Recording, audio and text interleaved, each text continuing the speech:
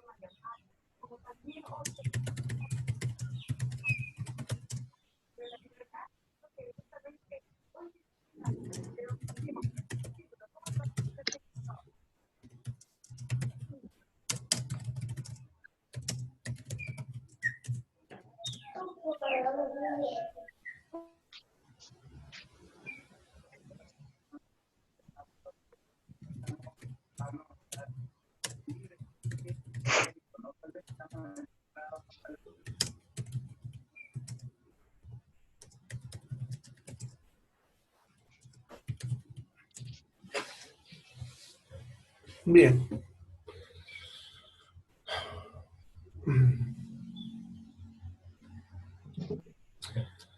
Entonces, como les decía, el 90% de las personas hemos estado en contacto con la bacteria de la tuberculosis.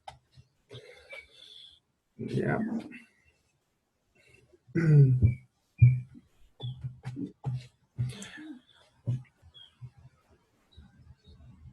Ahora, ¿por qué no todos enfermamos? Es la pregunta. De ahí viene lo que son los patrones biológicos. Sucede que esta bacteria es muy sensible a la luz. Se muere fácilmente con la luz. Así que si estamos caminando por la calle y alguien nos tuece, no vamos a enfermar de tuberculosis. Porque la bacteria, ni bien salga al aire, la luz lo va a matar. ¿Ya? Entonces, los contagios así ocasionales no ocurren con esta bacteria. Para que uno se contagie de esta enfermedad y la desarrolle, tenemos que tener en cuenta estas características epidemiológicas. ¿Ya? La primera, como ven, de haber un contacto constante, ¿ya?, con un paciente enfermo. ¿Ya? Ya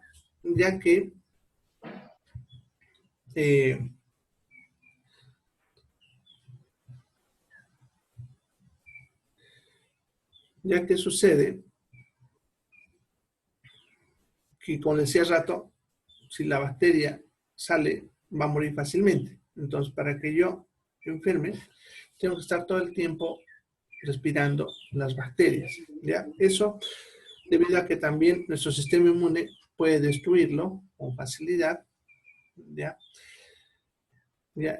Y para que la bacteria nos llegue a enfermar, debe pillarnos en un estado de debilidad del sistema inmune.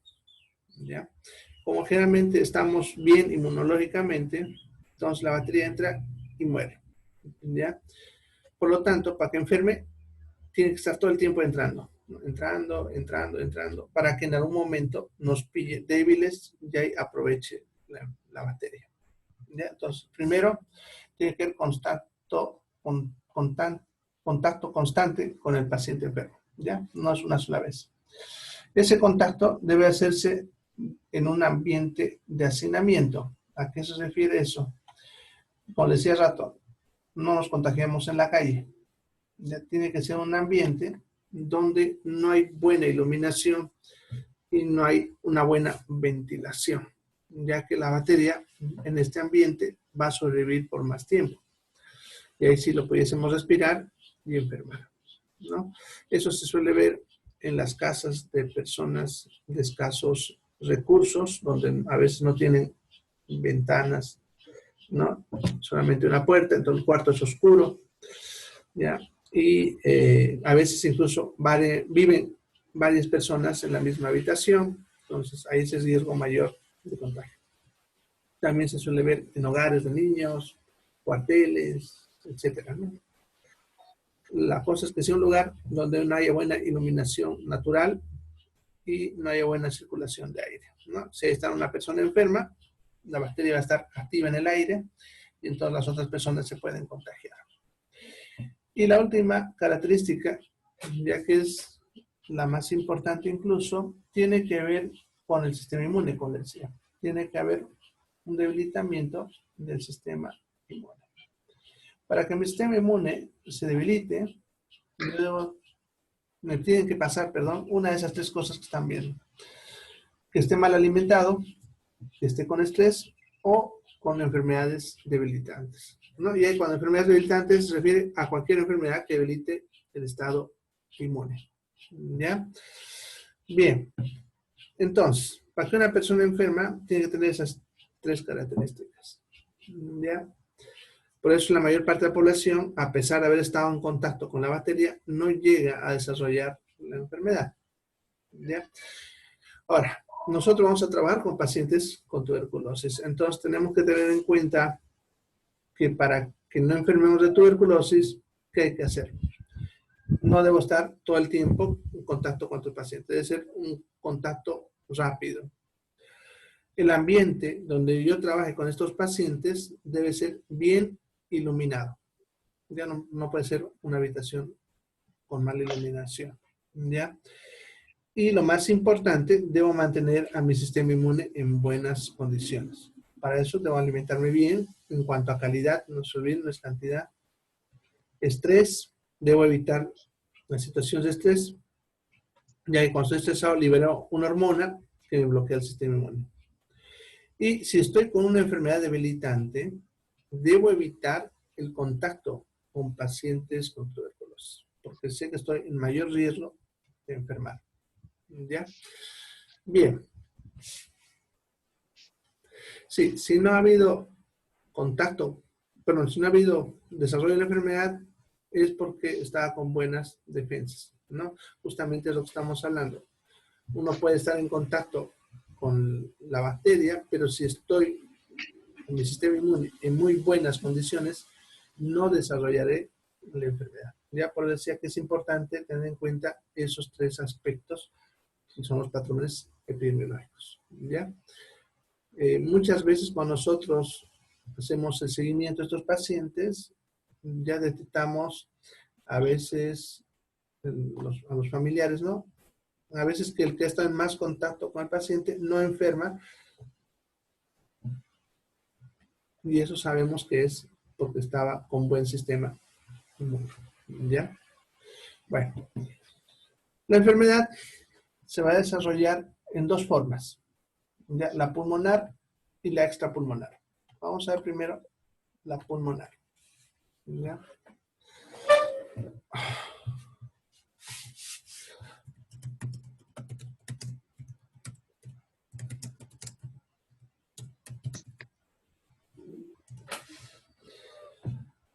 La enfermedad de la tuberculosis pulmonar es en realidad la primera forma de tuberculosis, ya que para las otras, vamos a las extrapulmonares, no entra directo. Tiene el paciente que enfermar primero la pulmonar y de ahí recién pasaría a las extrapulmonares. ¿Ya? Entonces siempre empezamos con la pulmonar. La pulmonar, los síntomas. Primero va a marcar los síntomas que son clave y que son importantes identificarlos en los pacientes sospechosos. ¿Ya? Primero, pérdida de peso. Y aquí siempre yo suelo recalcar que es importante ya determinar esa pérdida de peso. ¿Ya? Sucede que cuando una persona pierde peso sin estar haciendo dietas de ningún tipo y de pronto empieza a perder peso, siempre hay que pensar mal. ¿Ya? Siempre hay que pensar que está con una enfermedad grave. ¿Ya? Puede ser tuberculosis, puede ser cáncer, diabetes.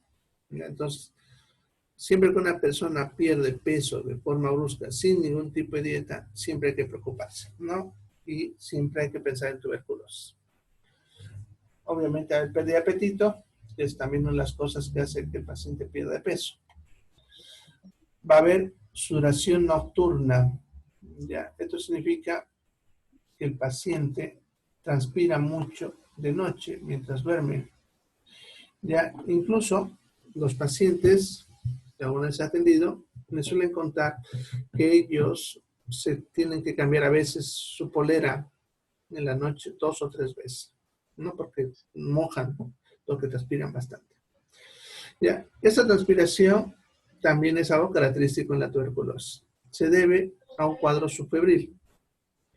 Lo que pasa es que normalmente esta temperatura es de 36 a 37,5, ¿no?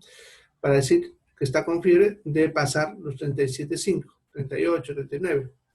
Pero estos pacientes no suelen alcanzar niveles altos de temperatura, ¿ya? Incluso pueden que esté tu temperatura normal. Pero ¿qué es lo que suele pasar? Nuestra temperatura durante el día suele estar entre 37 a 37,5, o sea, juega por ahí, ¿no? A menos si estamos haciendo actividades, caminando, suele estar por ahí. Pero cuando nos echamos a dormir, y eso lo han sentido ustedes, nuestra temperatura empieza a bajar. Es normal que cuando estamos durmiendo, nuestra temperatura baja, por eso sentimos más frío en la noche. ¿Ya? Entonces va bajando la temperatura, ¿ya?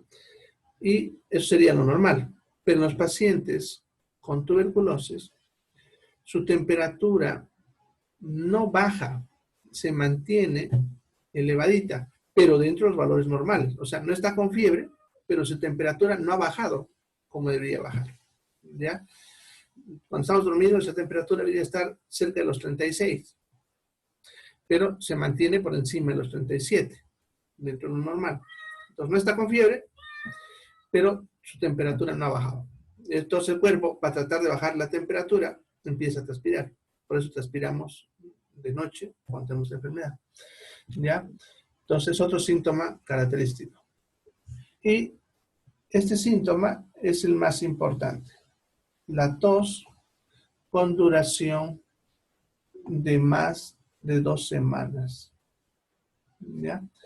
Todo paciente que esté con tos productiva, no sé bien, productiva significa producir flema, ¿ya? Si está durando más de 2 semanas, siempre va a ser sospechoso de tuberculosis. Siempre. ¿Ya? Entonces, toda persona que les diga que está tosiendo ya más de 15 días, lo vamos a catalogar como sospechoso de tuberculosis. Pero nosotros no usamos el término sospechoso de tuberculosis, usamos el término sintomático respiratorio. Por eso lo he puesto acá. ¿Ya? Que este término de sintomático respiratorio es sinónimo de sospechoso de tuberculosis. ¿Ya? ¿Por qué no usamos el término sospechoso de tuberculosis? Porque cuando decimos eso a los pacientes, ellos desaparecen y no vuelven más. No quieren que los diagnostiquemos con tuberculosis. ¿Ya? Entonces ponemos sintomático respiratorio para que se hagan las pruebas y como incluso el programa del Programa Nacional de Lucha contra la Tuberculosis le permite acceso gratuito para el diagnóstico y el tratamiento a los pacientes. Y entonces, cuando nosotros ponemos sintomático respiratorio, eso le permite entrar al programa para hacerle las pruebas de laboratorio gratuitas. ¿Ya? Bien, esos son los síntomas clave. Entonces no se olviden, son 3. Pérdida de peso, sudoración nocturna y tos que dure más de 2 semanas. ¿Ya? Todo paciente que tenga esas 3 cosas, podemos estar seguros en un 90% o más de que eso es tuberculosis. ¿Ya? Los otros síntomas aparecen en uno que otro paciente, ¿ya? Por lo tanto, no son síntomas característicos ya de la tuberculosis, ¿no? Algunos pacientes, como ven, pueden presentar fiebre, muy pocos. La mayoría de los pacientes generalmente no tienen fiebre. Algunos pueden hablar de un dolor torácico. En ese caso, el dolor torácico suele ser en la parte alta del tórax posterior, o sea, acá atrás, en la espalda, aquí donde está la paleta que le decimos, en esa zona, ¿ya? Pero es un dolor sordo. Nosotros decimos dolor sordo cuando el paciente no te identifica con precisión, ¿ya? El punto del dolor. No es como la neumonía, que él te va a decir, aquí me duele. O sea, te apunta con la mano, con los dedos, dónde le duele. En este caso el paciente dice, me duele por acá en alguna parte. No sabe bien, pero le duele por esa zona. Incluso algunos te van a decir que le duele como frialdad. Así te dicen, ¿no? El paciente, me duele como si estuviese frío, como si me haya dado el frío. ¿Ya? Es un dolor no muy fuerte, muy suavito. Y por eso incluso los pacientes no pueden incluso identificarlo con claridad. ¿Ya? Entonces, eso es cuando hay dolor. No siempre va a haber, pero cuando es así. Otro síntoma que pudiese también estar presente es la hemoptisis. Eso es botar sangre al toser o con las flemas. Le llamamos hemoptisis. Al contrario de lo que muchas personas creen, la sangre en la flema no es indicativo de tuberculosis. Hay muchas otras enfermedades que pudiesen presentar tuberculosis, perdón, tos con sangre, y puede que no sea tuberculosis. Hay enfermedades como las bronquitáceas y otras que pueden también hacer que el paciente sangre y bote sangre al toser. ¿Ya? Así que no hay que esperar a ver eso para decir que es tuberculosis, porque, por decirlo, no es un síntoma muy común. ¿Ya? Claro que sí está. Obviamente, si tuviese estos otros de arriba, entonces sí pudiésemos sospechar de tuberculosis. Pero no esperen eso. Y tampoco tiene que ver con que está más avanzada o no, porque algunos te dicen que el tuberculosis terminal simplemente porque está botando sangre. No, puede estar con algo leve, ¿no? Y estar botando sangre. Entonces, no es tampoco indicativo de que esté más grave o menos grave. ¿Ya? Bien, esa sería la tuberculosis pulmonar. Vamos a ver ahora las extrapulmonares. Las extrapulmonares se presentan ya después de la pulmonar.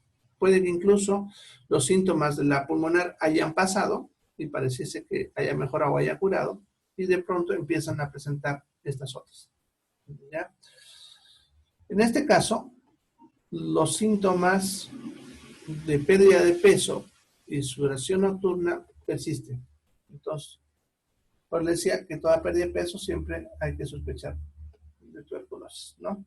Todos estos pacientes igual van a tener pérdida de peso, igual tener sudoración nocturna y pérdida de apetito, ¿ya? Pero a estos síntomas tenemos que aumentarle los síntomas de cada órgano afectado, ya que vamos a ir viendo ahorita, ¿ya? Entonces, puede afectar cualquier órgano del cuerpo, ¿ya? Pero aquí solamente vamos a hablar los más frecuentes o que son importantes por algún motivo, ¿ya? Por ejemplo, que no está ahí, puede afectar la piel, y en ese caso se suele parecer a la lepra. Entonces se puede confundir tuberculosis con lepra cuando afecta la piel, que es raro, pero puede pasar. Puede afectar el ojo, las cuerdas vocales, por ejemplo, en ese caso el paciente puede perder la voz, ¿ya? Etcétera. Entonces puede afectar cualquier parte del cuerpo, no se olvide. Pero vamos a ver, como decía, las más importantes. La primera, tuberculosis meningia, ¿ya? Esta bacteria puede producir meningitis. Meningitis tuberculosa le llamamos, ¿ya? En ese caso, el paciente va a tener los mismos síntomas que hemos visto cuando vimos meningitis, ¿se acuerdan? Ya va a tener cefalea progresiva, vómitos de escopeta, convulsiones y diferentes síntomas del sistema nervioso. Entonces, igual se va a afectar, ¿ya? Los mismos síntomas. Sin embargo, cada vez vemos menos de esto porque justamente para esto se ha usado la vacuna de la BCG, ¿ya? Esta vacuna, la BCG, previene la tuberculosis meningia. Es la única forma que podemos prevenir con vacuna, ya que no previene a las otras formas, ni a la pulmonar, pero sí evita que al paciente le dé tuberculosis meningia. Ya, la BCG es esa vacuna que se coloca a la semana de que el niño nace, es la que se coloca en el hombrito y es la que deja esa marca que la mayoría de ustedes deben tener. ¿Ya? Bien. Entonces, eso sería la tuberculosis meningia.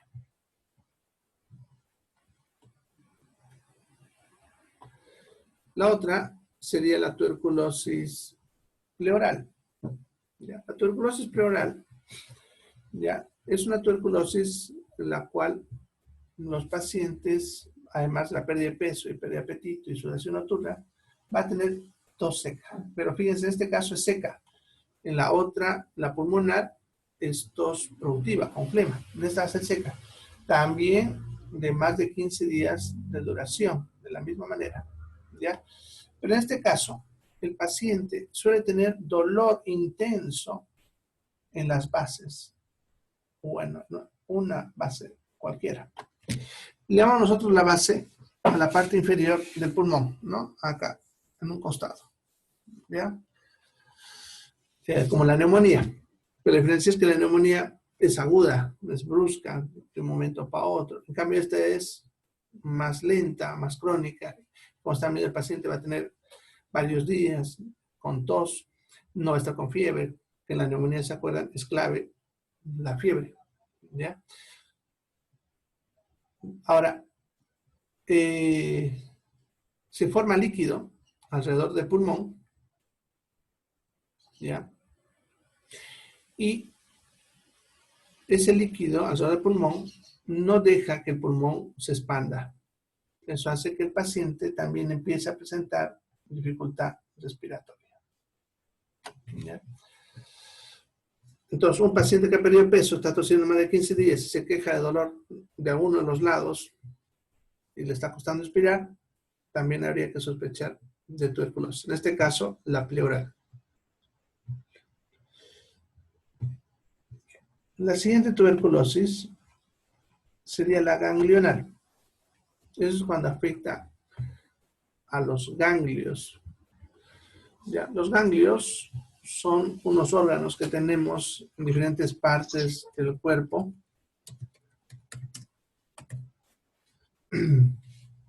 Ya, pero que se suelen agrupar en mayor cantidad en ciertas partes, ¿no? Lo que son el cuello, las axilas, la ingle, es donde más hay, pero hay en diferentes otras partes, ¿no? En ese caso, ese ganglio, que es normal, se va a hinchar, se va a inflamar, ¿ya? Va a estar doloroso, obviamente, ¿ya? Pero va a evolucionar lentamente. ¿Ya? No va a ser como procesos agudos donde se va a poner rojo, caliente, de golpe. Este lento, va creciendo, ¿ya? Se va notando, va doliendo de a poco. En algunos pacientes puede llegar a, a ulcerarse, ¿no? Y volverse una úlcera crónica. ¿Ya? Hay que sospechar principalmente si son en el cuello. ¿Ya? Claro que, por si acaso, hay otras enfermedades que pueden producir lo mismo. No siempre hay que creer que es tuberculosis de entrada, pero sí es una de las causas, ¿no? Aquí, por ejemplo, esta fotito, si ustedes ven, se nota. A ver, este es mejorcito. Ahí está. ¿Ya? Nosotros le llamamos a eso adenopatía, ¿ya? Que sería esta bolita que ven en el cuello. Puede deberse a otras cosas. Por digo, no siempre crean que es tuberculosis, ¿no? Puede ser que esté su muela, por ejemplo, cariada, y eso puede generar eso, ¿ya? Pero en ese caso es agudo, y ni bien tratemos a muela, desaparece. En cambio, esto va a ser crónico, va a evolucionar, va a ir creciendo, y como les mencionaba en algunos casos, pudiese llegar a ulcerarse. Por ejemplo, mira, Palito, la flecha está apuntando ahí. Miren, en este caso, ya lo ven, está tejido rojizo, significa que esa inflamación está bastante avanzada y esto cualquier rato va a reventar, va a botar un líquido parecido al pus. No es porque en este caso la tuberculosis no produce pus, sino produce un líquido ya caseinoso, le decimos nosotros, que se parece al queso cuando se acaba de cuajar, cuando se está formando el queso, así un líquido entonces blanquecino, medio espeso, ¿ya? Entonces va a abrirse, va a salir ese líquido y va a quedar eso ulcerado. Y si no hacemos tratamiento, eso queda abierto mucho, mucho, mucho tiempo. Bien, entonces, como digo, puede aparecer en cualquier parte del cuerpo, pero es frecuente en la zona del cuello. Mira, aquí vamos a otro caso. Estos usamos casos de tuberculosis, por si acaso. ¿No? Entonces, aquí vemos un paciente que, miren, tiene uno que se está formando, pero ya reventó otro acá y miren cómo se mantiene ahí abierta la úlcera, ¿no? Bien, entonces eso sería la tuberculosis ganglionar. Profe, ¿qué color es cuando revienta la bolita? ¿Sale el líquido? Blanco. Ah, ya. El pus no ves amarillento, ¿no? Esto es blanco, blanco. Como les decía, no sé si aún han visto cómo se hace el queso, ¿ya? Sí, Así de ese como color. cuajada. Ajá. Justamente da el nombre de caseificante, porque esa proteína que se coagula en la leche es la caseína. Como se parece, por eso van a leer van a ver que a este líquido decimos que es caseinoso, ¿no? Parecido a eso. Bien, esa sería la ganglionar. Luego tenemos la tuberculosis renal, que es cuando afecta al riñón. En este caso, el paciente también tiene pérdida de peso, sudoración nocturna, ¿ya? Pero en este caso, el único síntoma, además, que va a tener es hematuria.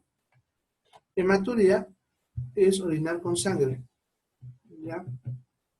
Ahora, aquí hay que tener en cuenta que también no es la única causa la tuberculosis, ¿ya? Hay muchas enfermedades que pueden producir que orinemos con sangre, incluso enfermedades tan comunes como las que hemos visto, como la cistitis, las itus, si se acuerdan, o la Escherichia coli, a una vez puede también producir hematuria, ¿ya?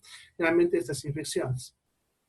Ahora, lo que sí aquí hay que entender es que primero, para sospechar de esto, hay que descartar cualquier otra cosa. ¿Ya? De todas maneras, es sospechoso cuando es tuberculosis renal en todo paciente que tenga hematuria y las pruebas de laboratorio me den negativas para todo, ¿no? Por ejemplo, lo primero que vamos a hacer todo paciente que esté con hematuria siempre es un examen de orina, laboratorio. Entonces, laboratorio, cuando nos devuelve ese resultado, nos va a decir solamente que hay hematuria. O sea, solamente te va a reportar la sangre, pero todo lo demás va a estar normal. No va a haber bacterias ni nada que nos haga sospechar algo infeccioso. ¿Ya? Entonces, incluso algunos autores le llaman a este síntoma hematuria estéril. Eso significa que solamente encontramos sangre, no encontramos bacterias, nada. Ese caso es sospechoso en tuberculosis renal. Es bien difícil hacer el diagnóstico porque para hacerlo, incluso a veces tenemos que hacer biopsia del riñón. No significa sacarle un retacito al riñón, hacer en el laboratorio, porque a veces ni siquiera en los estudios como ecografías se nota con claridad si es o no es tuberculosis. ¿Ya? Pero como digo, siempre sospechemos cuando todo está normal, solamente hay hematuria. Bien, luego tenemos la tuberculosis ósea. Esta tuberculosis puede afectar también a cualquier hueso del cuerpo, pero es muy común que afecte a las vértebras dorsales, ¿ya?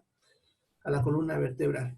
Ahora, cuando está afectando al hueso, no hay dolor al principio, ¿ya? Pero este hueso se va carcomiendo, ya por dentro. Y lo que va a pasar es lo que ya habíamos hablado anteriormente, que ese hueso se debilita en algún punto y entonces se va a fracturar sin golpe, ¿no? La fractura patológica que ya antes habíamos hablado, ¿ya? Que cuando es en la columna vertebral, por ejemplo, esa fractura suele ser de aplastamiento, ¿no? Significa que el propio peso del cuerpo, en algún momento cuando se debilita esa vértebra, hace que la vértebra se aplaste. Eso sería una fractura, ¿no? Por aplastamiento, se aplasta la vértebra. Ahí cuando ocurre la fractura, entonces recién obviamente va a doler, así, ¿no? Va a durar ese dolor varios días, generalmente suele durar casi un mes. Algunos pacientes se aguantan del dolor y el hueso va a cicatrizar, ¿ya? Pero ya esa vértebra quedó aplastada, ¿ya? Eso hace que el paciente entonces empiece a tener una deformación de la columna, ¿ya? Si ustedes se quieren, se va jorobando, ¿no? Se va torciendo la columna, ¿ya? Entonces, esa es una característica, que el paciente empieza a tomar una posición diferente, porque como su columna se ha aplastado, puede haberse aplastado en cualquier forma. Eso significa que la columna se puede desviar hacia cualquier lado, pero más frecuentemente hacia adelante, ¿no? Entonces, por eso se va a ir jorobando. ¿Ya? A eso se le suele llamar el mal de Pot que mencioné, ¿ya?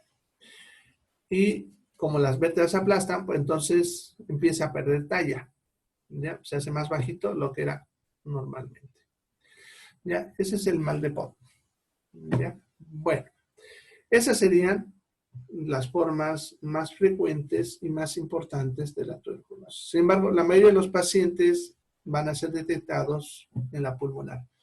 Ya muy pocos llegan a estas otras formas, pero sí se ve, ¿ya? Hay otras formas que decía que rara vez se ve. Yo, por ejemplo, en la piel he visto un solo caso. Ya he visto uno en la laringe.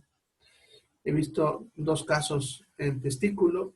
Y estoy hablando de bastante años de experiencia, entonces muy poco. Pero la tuberculosis constantemente, ¿no? La pulmonar, perdón. Bueno, eso sería en cuanto a la sintomatología de la enfermedad. Vamos ahora a ver el tratamiento. ¿Dónde le puse el tratamiento? Acá está. Bien. El tratamiento siempre y cuando el paciente lo cumpla en su totalidad, tiene el 100% de tasa de curación. ¿Ya? Y eso es importante meterle en la mente del paciente. Se va a curar en un 100%, siempre y cuando complete su tratamiento. ¿Ya? Porque los que no completan tratamiento van a volverse resistentes y la probabilidad de curar va a ir reduciendo, haciendo que llegue un punto incluso que los medicamentos no le funcionen. Y eso vamos a ver después. Para el tratamiento usamos una combinación de varias drogas, eso para garantizar que desaparezca en su totalidad la bacteria. ¿Ya?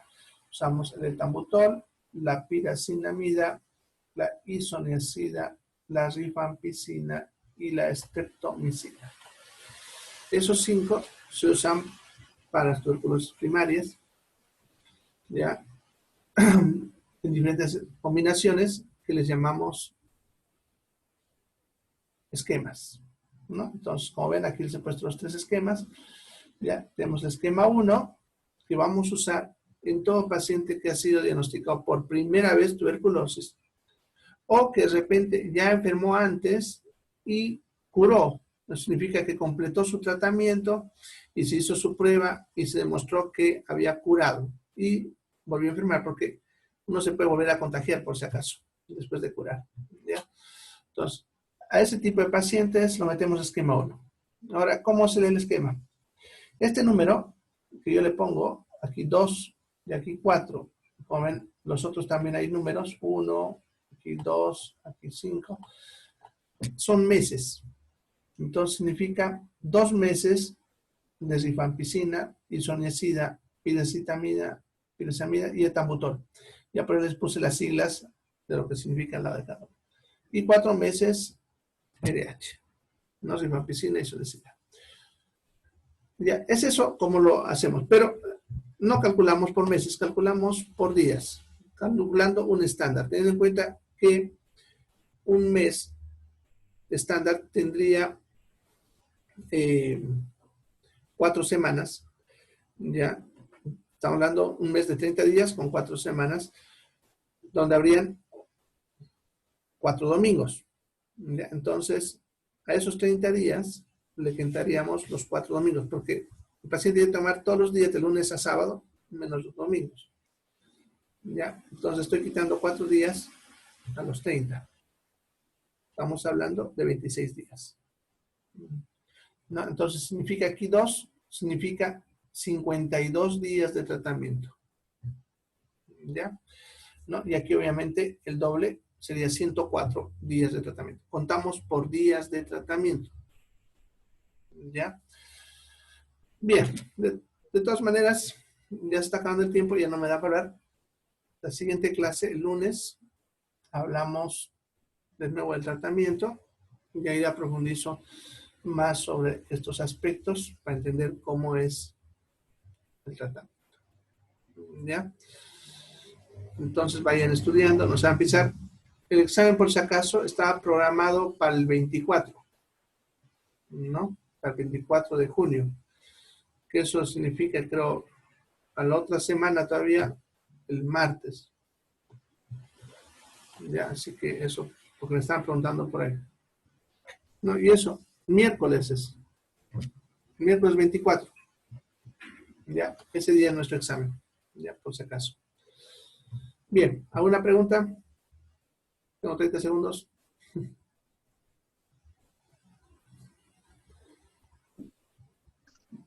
Profesor, que me duda, la persona diabética igual le pienso a contraer el tuberculosis Claro, está en el grupo. por Hemos dicho enfermedades debilitantes. La diabetes es una. Está muy propenso. si la persona es sudoriza por las noches Es sospechoso si y tiene baja los de otros peso, síntomas.